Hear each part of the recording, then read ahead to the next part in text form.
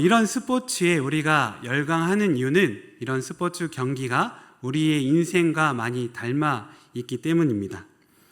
인생에는 수많은 경쟁이 있습니다. 인생에는 수많은 싸움이 있습니다. 또 인생의 순간순간마다 전쟁과 같은 일들이 있습니다. 이런 싸움에서 모든 사람들은 당연히 이기고 싶어 합니다. 그런데 많은 사람들이 이기지 못할 때도 있습니다. 그래서 우리는 이런 스포츠 경기를 통해서 이길 때 나도 이길 수 있겠구나 이런 마음을 갖게 되고, 또 질 때는 나도 저런 때가 있었지 라고 생각하면서 선수들과 함께 웃고 함께 우는 것 같습니다. 2000 시드니 올림픽 김인섭 혹시 레슬링 선수를 기억하시는지 모르겠습니다. 한번 영상을 볼 텐데요. 영상 한번 잠깐 틀어주시겠어요?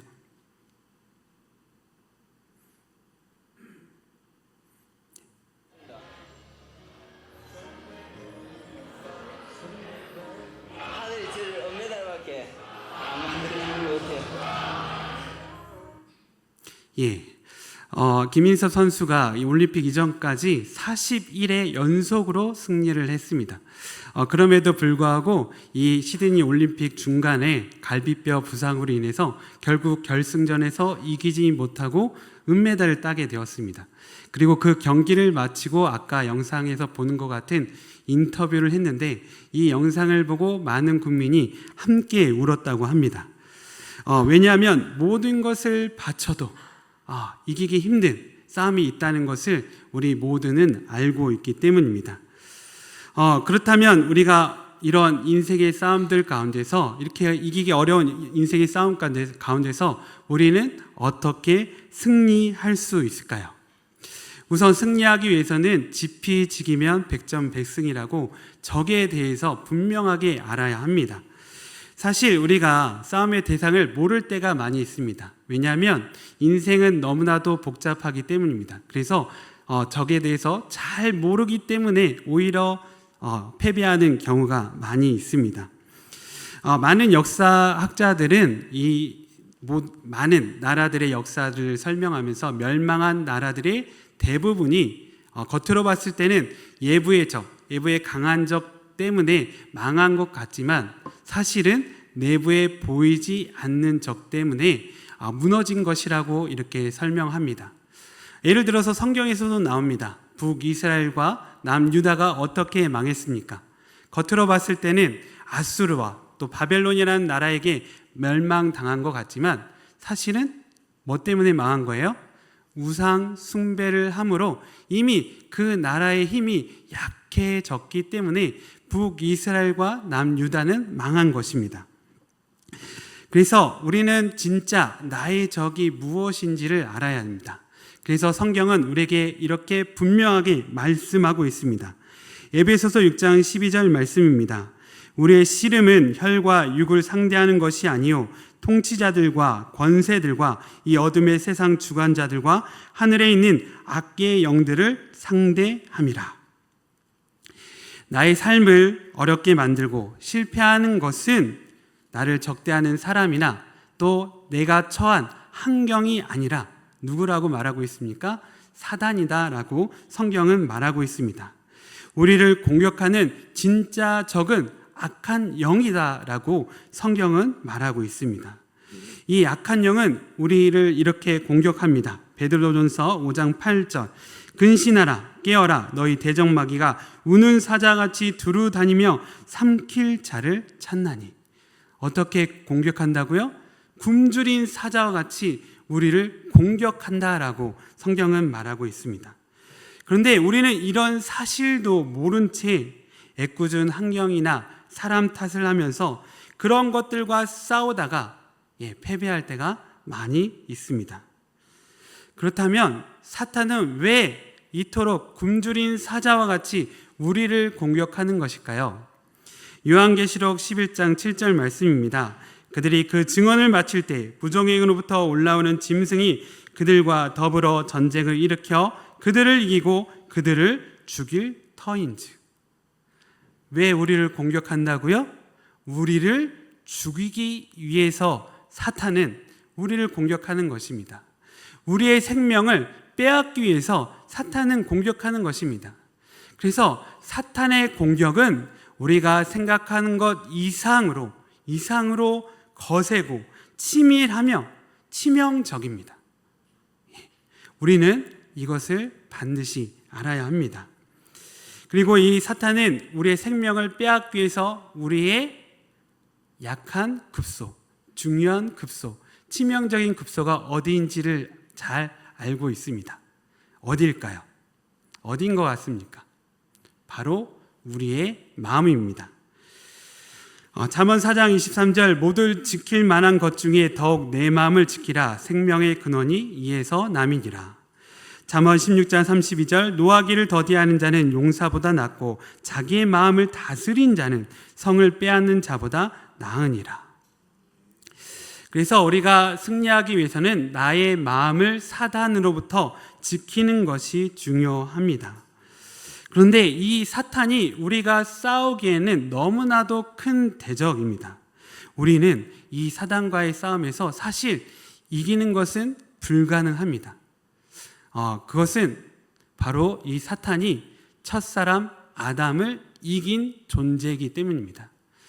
첫사람 아담은 어떤 사람입니까? 하나님께서 창조하신 이 세상 모든 지금의 사람들보다 가장 아름답고 뛰어난 사람이었습니다. 어쩌면 이 지금까지 역사 가운데 가장 지혜롭고 가장 아름답고 가장 힘이 센 사람이었는지도 모릅니다. 그런데 그런 아담조차도 누구와의 싸움에서 진 것입니까? 사탄과의 싸움에서 지고 말았습니다. 사탄에게 그 자신의 마음을 빼앗기고 말았습니다. 그렇기 때문에 사실 우리가 사탄과 싸운다고 한다면 당연히 질 수밖에 없습니다. 그런데 우리는 사탄과 싸움에서 승리할 수 있습니다.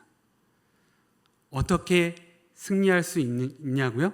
어떻게 그것을 제가 자신할까요?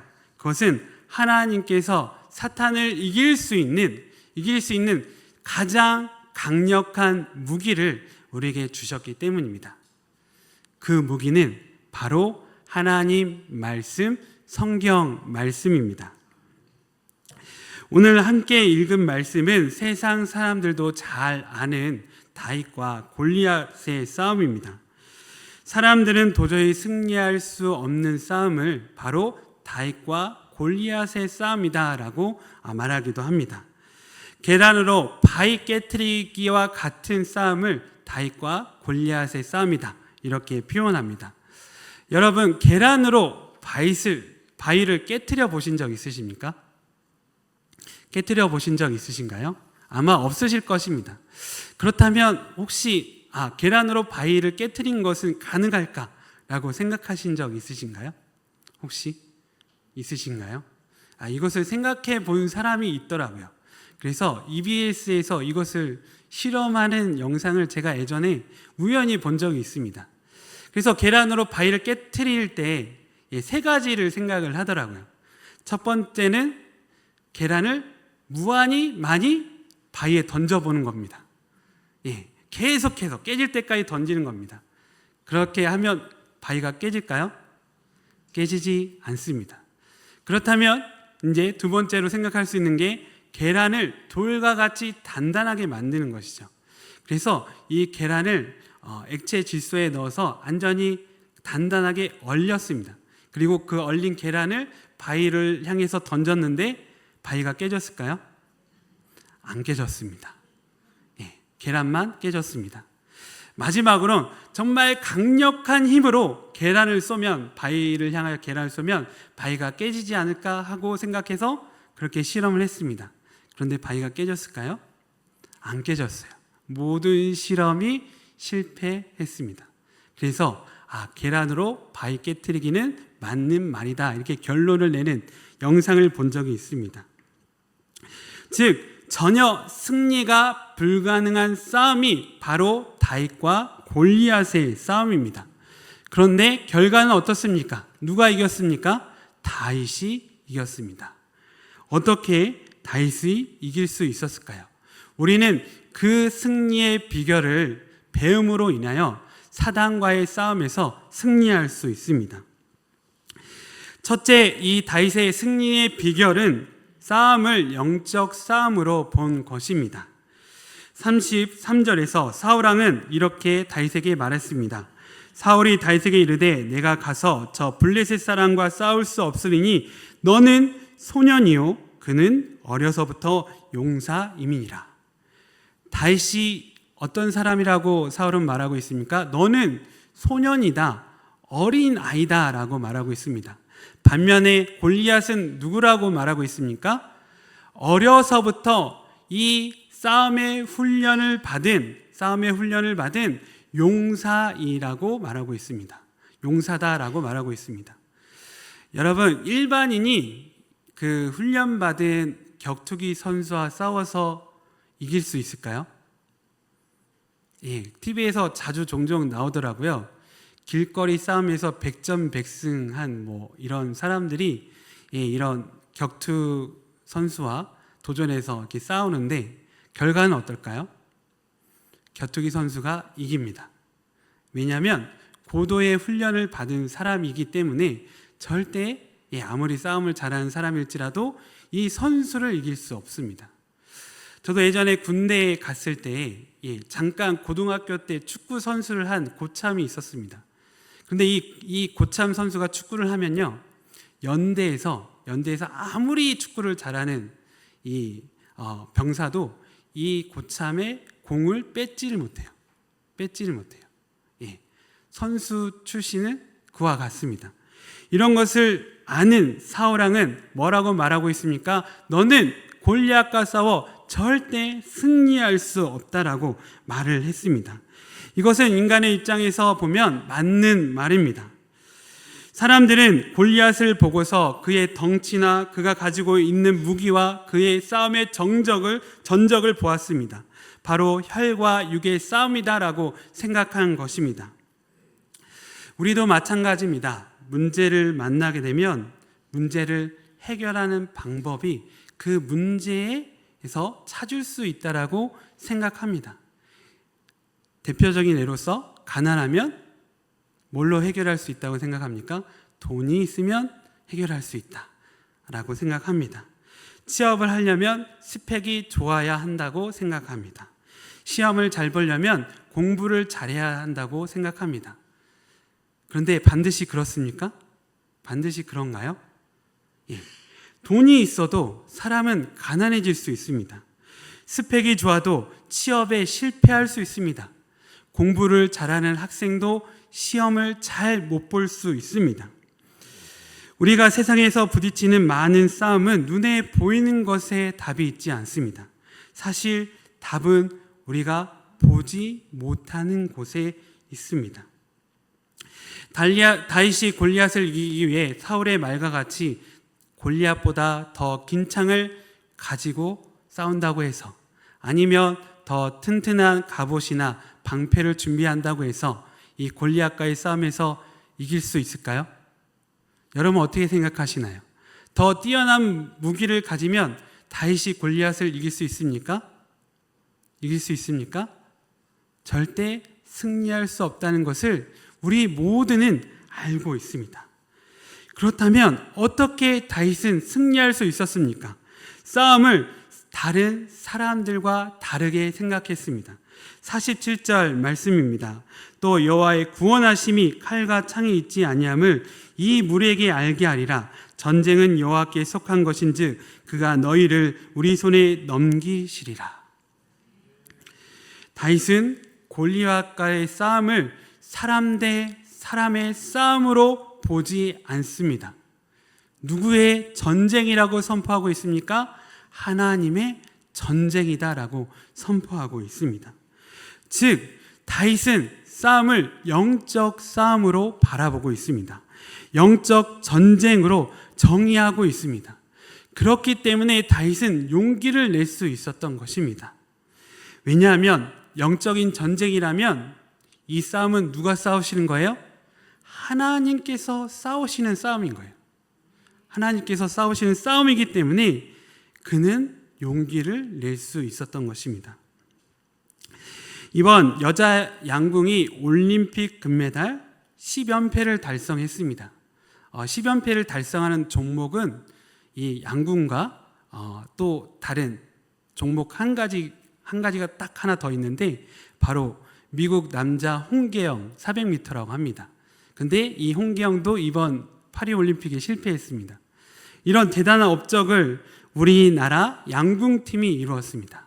어떻게 이런 대단한 업적을 이룰 수 있었을까? 그 비결은 이 선수들이 정말 가장 강력한, 세상에서 가장 강력한 동료들과 함께 했기 때문입니다. 그래서 내가 잠깐 실수해도 누가 이것을 만회할 수 있다고 생각하는 거예요?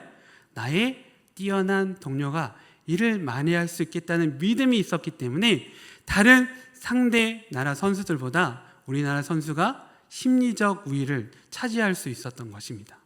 그래서 이런 10연패를 이룰 수 있었습니다. 인생을 살다 보면 세상에 많은 싸움을 경험합니다.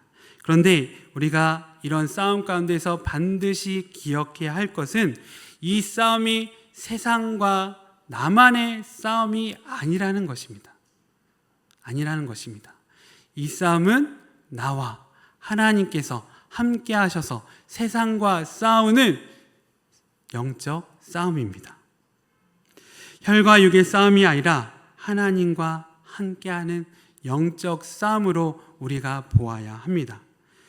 그렇게 생각하고 믿어야 우리는 싸움에서 승리할 수 있습니다.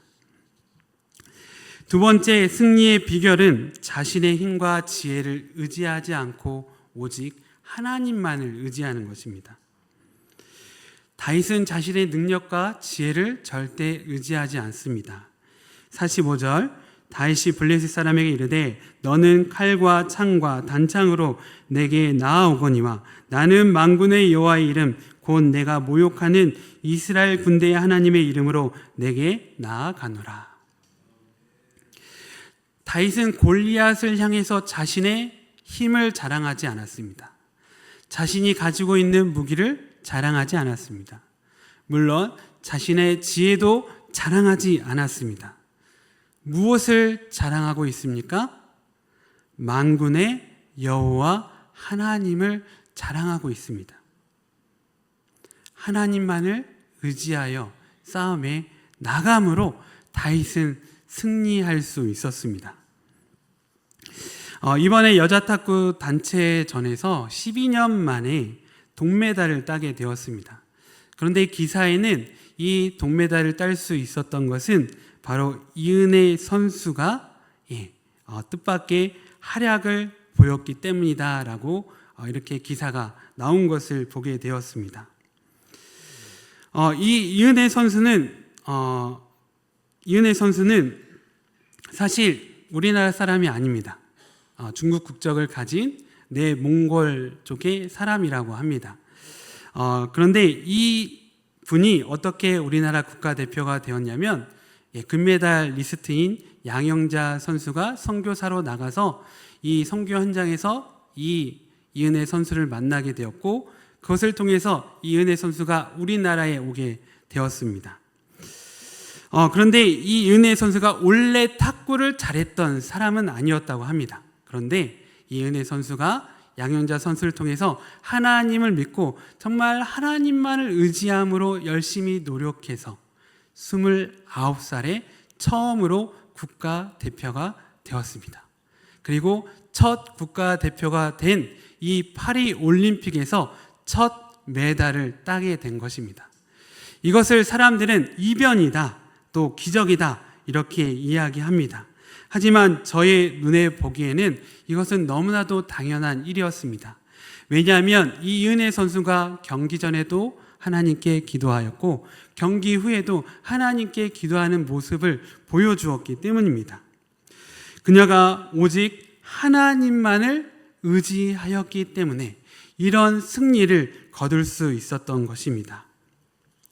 성경을 보면 믿음의 사람이 다른 것을 의지할 때 오히려 패배하는 것을 많이 보게 됩니다.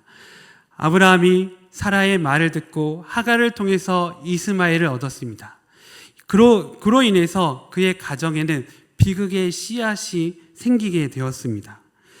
야곱은 자신의 힘과 지혜를 의지할 때 오히려 그는 지렁이와 같은 인생을 살았습니다. 실패자의 인생을 살았습니다. 하지만 그가 믿음으로 하나님만을 의지할 때는 그에게 아무것도 없을지라도 그는 승리자가 될 수 있었습니다. 요사가 자신의 힘을 믿었을 때는 오히려 만만한 적에게도 패배했습니다. 하지만 하나님만을 의지할 때는 그보다 자신보다 더 몇 배로 강한, 수십 배, 수백 배 강한 적도 그는 이겨 승리할 수 있었습니다. 세상이 가르쳐주는 승리의 방법과 하나님이 가르쳐주시는 승리의 방법은 다릅니다. 세상은 누가 승리한다고 말합니까? 가장이라는 수식어를 가진 사람이 승리한다고 말합니다. 베데스다 연못에서 누가 치료를 받을 수 있었습니까? 가장 빠른 자가 치료를 받을 수 있었습니다. 그런데 사실 저희는 이런 가장이라는 수식어가 어울리지 않습니다. 저만 생각해도 저는 가장 공부를 잘하지도 않았습니다. 가장 말을 잘하지도 않았습니다. 가장 인격이 뛰어난 사람도 아닙니다. 가장 부자도 아닙니다. 가장 권력이 강한 사람도 아닙니다. 그런 적 한 번도 없었고 지금도 가장과는 거리가 멉니다. 그런데 성경은 그런 우리도 하나님만을 의지하면 가장 멋진 승리자가 될 수 있다고 말씀하고 있습니다. 예수님은 베데스다 연못에서 자신의 손을 잡은 38년 된 병자의 병을 고쳐주셨습니다. 예수님의 손을 잡은 38년 된 병자는 이것을 통하여서 성경에 기록된 기적의 주인공이 될 수 있었습니다. 엘리사가 나병 걸린 나아만 장군에게 이렇게 말했습니다. 요단강에서 7번 몸을 씻으십시오. 그러면 당신의 병이 나을 것입니다. 이 말을 들은 나아만 장군은 이렇게 말했습니다. 다메섹강 아바나와 바르발은 이스라엘 모든 강물보다 낫지 아니하냐. 내가 거기서 몸을 씻으면 깨끗하게 되지 아니하랴. 나아만 장군은 이렇게 생각했습니다. 가장 깨끗한 강물이 나의 병을 치료할 수 있다. 그런데 실제로 무엇이 치료했습니까? 그가 더럽다고 생각한 요단강 강물이 그의 병을 치료했습니다. 어떻게 이런 일이 일어났습니까? 하나님만을 의지했기 때문입니다. 하나님만을 의지하여 하나님 말씀에 따를 때 그의 병이 치료된 것입니다. 내가 담고 있는 인생의 강물이 더러워도 하나님만을 의지하면 승리할 수 있습니다.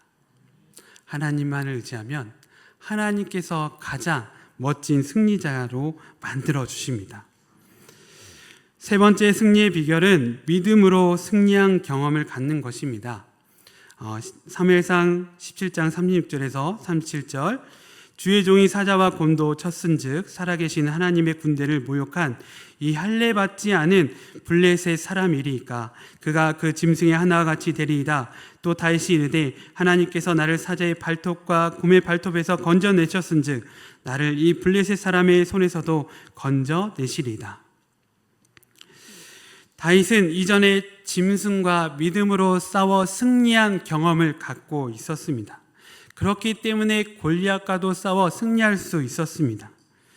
우리는 절대 작은 것을 소홀히 여기면 안 됩니다. 작은 싸움에도 최선을 다해 영적 전쟁을 치러야 합니다. 이순신 장군이 어느 날 갑자기 한산도 대첩, 명량 대첩과 같은 큰 승리를 거두게 된 것이 아닙니다. 이순신 장군은 초급 장교 시절부터